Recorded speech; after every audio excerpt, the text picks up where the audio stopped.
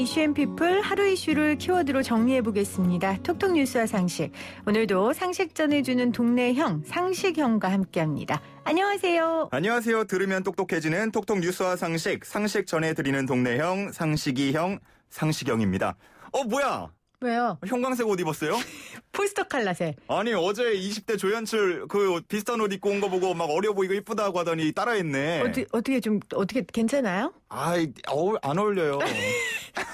어머, 왜 그래요 저한테? 아니 이렇게 좀 발끈해야죠. 무슨 소리예요? 그런 얘기 언제 했어요? 무슨 소리예요? 맞아요. 제가 언제 했어요? 저 그런 말 한 적 없는데 20대 언제 내가 그런 말 했나? 아니요. 사실 제 거짓말입니다. 제가 워낙 또 그런 말 많이 하고 다녀서 전 또 제가 한 줄 알았는데. 오늘 주제랑 관련이 있어서 한번 네. 이렇게 시작을 해봤어요. 오늘 주제가 뭔데요? 오늘요, 이제 그 주제를 말씀드리기 전에 최근 정치권에서 나온 뉴스 제목 중 일부를 한번 전해드리겠습니다. 네. 이재명, 마타도어 난무. 조성은 어떤 마타도어에도 굴할 생각 없어. 윤희숙, 마타도어 상상 초월. 윤석열, 출처 불명의 마타도어. 이렇게 마타도어라는 얘기를 특히 최근에 더 많이 듣게 되는데요. 네. 오늘 톡톡 뉴스와 상식에서는 이 마타도어에 대해서 알아보겠습니다. 마타도어는 도대체 무슨 도어냐? 굉장히 궁금해지는데. 러비스 오픈 도어도 아니고. 그러게요. 자, 마타도어 어떤 거예요? 쉽게 말하면 흑색 선전입니다. 출처를 밝히지 않거나 근거가 빈약한 혹은 완전히 사실 무근의 내용을 만들어내서 상대를 곤경에 빠지게 만드는 전략을 말합니다. 이 마타도어라는 말은 스페인어 마타도르에서 유래한 것인데요. 마지막에 소의 정수리를 찔러 죽이는 투사를 뜻하는 말이에요.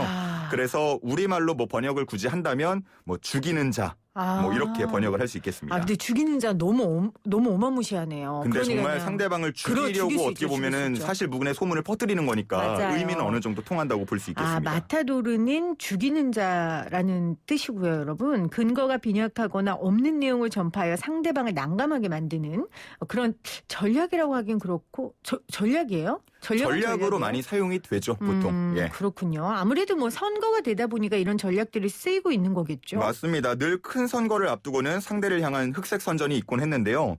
이 선거를 얼마 남기지 않고 퍼진 마타도어는 당사자가 해명을 하거나 아니면 무죄를 입증하기까지 엄청난 시간이 걸리기 때문에 굉장히 좀 치명적이라고 할 수 있겠습니다. 따라서 이를 말씀하신 것처럼 이제 전략적으로 활용을 하기도 합니다. 아마 지금도 들으시면서 떠오르는 몇 가지 사건들이 있을 수도 있습니다. 지금으로서는 마타도어다 아니다 이렇게 단정 지을 수는 없겠지만 추후 구체적인 것들이 밝혀지고 나면 어떤 것들은 마타도어인 것으로 밝혀질 수도 있고요. 네. 또 어떤 것은 합리적 지적으로 밝혀질 수도 있겠습니다. 근데 이게 중요한 게요. 마타도어 같은 경우에는 사람들이 들었을 때 굉장히 자극적이잖아요. 맞아요.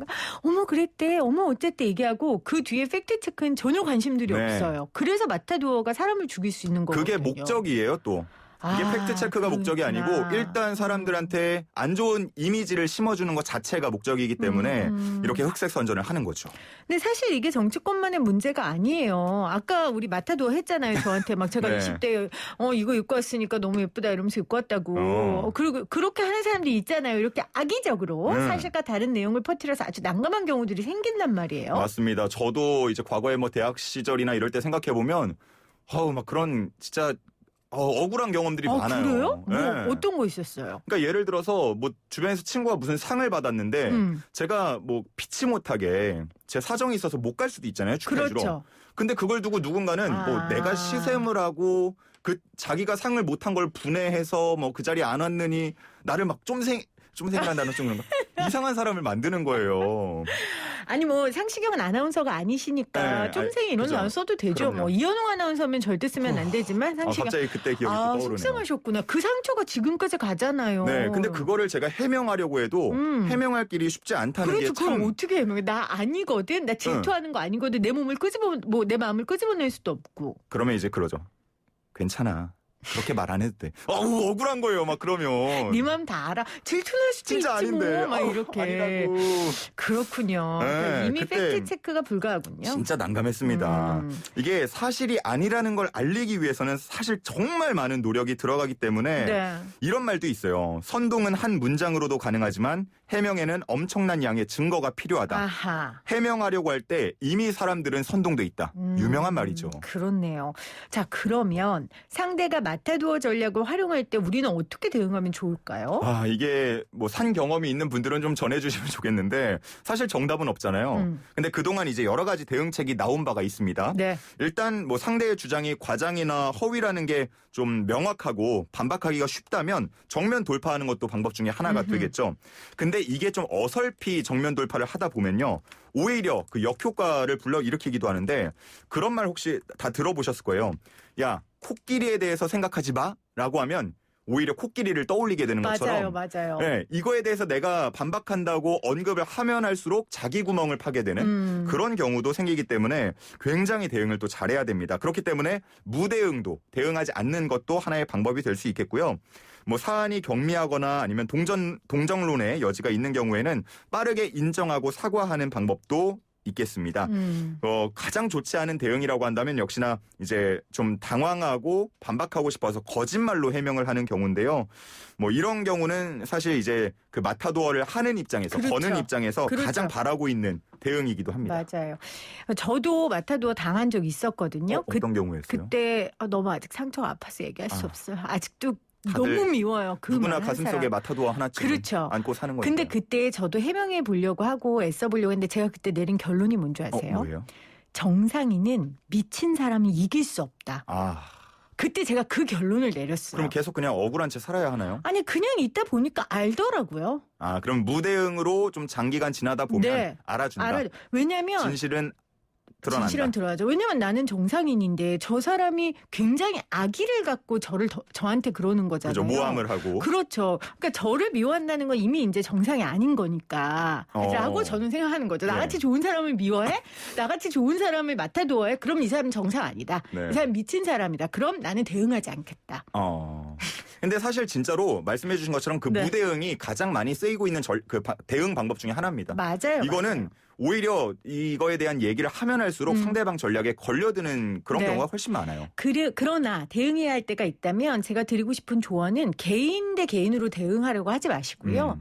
제가 말하잖아요. 정상인은 미친 사람이 이길 수 없다. 네. 조직의 힘을 빌리든지 아니면 시스템을 이용하시라는 말을 그렇죠. 적극적으로 해드리고 싶습니다. 지금 아마 청취자분들도 이제 억울했던 경험들 하나씩 좀 생각나실 것 같아요. 맞아요. 자, 오늘 마타도어 가지고 오셨는데 퀴즈 어떤 거예요? 네, 오늘 톡톡 뉴스와 상식의 주제입니다. 출처를 밝히지 않거나 근거가 빈약한 혹은 사실 무근의 내용을 만들어내서 상대를 곤경에 빠뜨리게 만드는 선거 전략으로 흑색 선전이라고도 부릅니다. 이 말은 무엇일까요?